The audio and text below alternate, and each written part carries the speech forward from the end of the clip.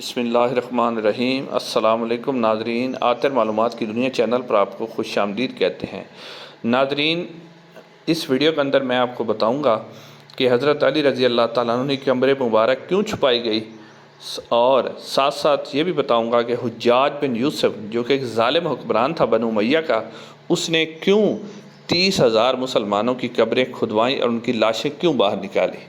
ناظرین کرام، حضرت علی رضی اللہ تعالیٰ عنہ رسول اللہ صلی اللہ علیہ وسلم کے چچا زاد بھائی اور آپ صلی اللہ علیہ وسلم کے داماد بھی تھے۔ آپ صلی اللہ علیہ وسلم کی پیاری بیٹی سیدہ فاطمہ الزہرا رضی اللہ تعالیٰ عنہا کے شوہر تھے۔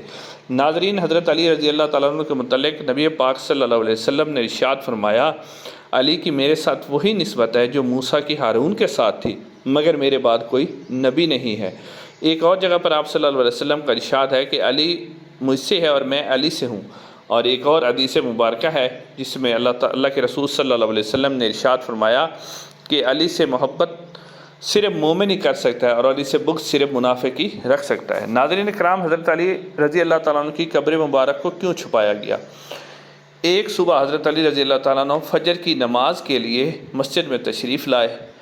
اور وہاں انہوں نے دیکھا کہ ابن ملجم جس نے حضرت علی رضی اللہ تعالیٰ عنہ کو قتل کیا تھا وہ وہاں سویا ہوا تھا۔ حضرت علی رضی اللہ تعالیٰ عنہ نے اسے اٹھایا اور کہا کہ ملجم اٹھ جا، نماز کا وقت ہوا جاتا ہے۔ وہ ظالم اٹھا اور حضرت علی رضی اللہ تعالیٰ عنہ نے نماز کی امامت کروائی۔ امامت کے دوران حضرت علی رضی اللہ تعالیٰ عنہ جب آخری رکعت پر پہنچے تو اس ظالم نے اپنے کمبل کے نیچے چھپی ہوئی تلوار کو نکالا اور حضرت علی رضی اللہ تعالیٰ عنہ کے سر پر وار کیا۔ حضرت علی رضی اللہ تعالیٰ عنہ بہت زیادہ زخمی ہو گئے اور خون کے فوارے حضرت علی رضی اللہ تعالیٰ عنہ کے سر میں سے بہنے لگے۔ حضرت علی رضی اللہ تعالیٰ عنہ کو وہاں سے اٹھا کر گھر لے جایا گیا۔ طبیب نے علاج بھی کیا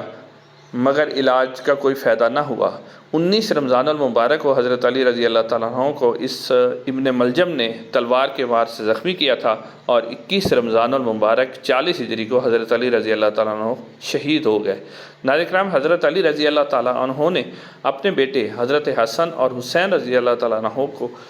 وصیت کی تھی کہ میری قبر جو ہے وہ چھپا کے رکھی جائے، اسے پوشیدہ رکھا جائے، کسی کے سامنے نہ رکھا جائے۔ تو اسی طرح حضرت حسن اور حضرت حسین رضی اللہ تعالیٰ عنہ نے حضرت علی رضی اللہ تعالیٰ عنہ کو جنازہ پڑھا اور حضرت علی رضی اللہ تعالیٰ عنہ کو نجف میں ہی دفنا دیا گیا،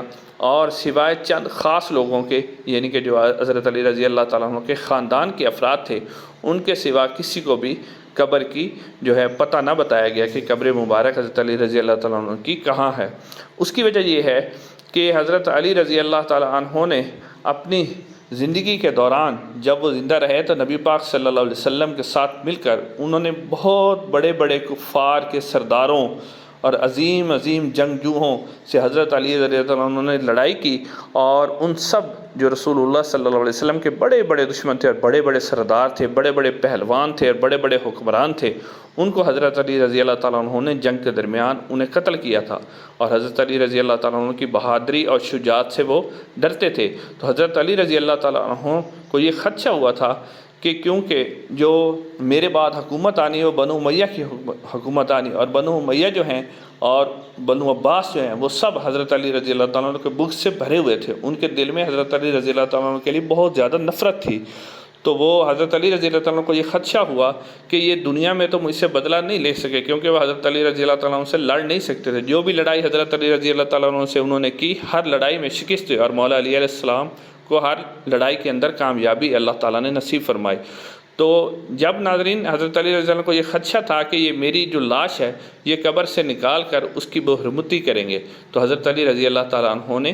میری اپنی قبر کو پوشیدہ رکھنے کا حکم دیا۔ اس کے بعد ناظرین کرام، حجاج بن یوسف جو کہ ایک ظالم حکمران تھا بنو امیہ کا، جو کئی صحابہ کا قاتل ہے،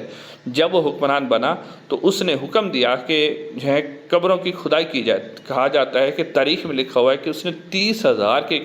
قریب قبریں جو ہیں وہ کھدوائیں اور ان کے اندر سے لاشیں باہر نکلوائیں تاکہ وہ حضرت علی رضی اللہ تعالیٰ عنہ کی لاش کو ڈھونڈ سکے، مگر پھر بھی اسے حضرت علی رضی اللہ تعالیٰ عنہ کی لاش نہ ملی۔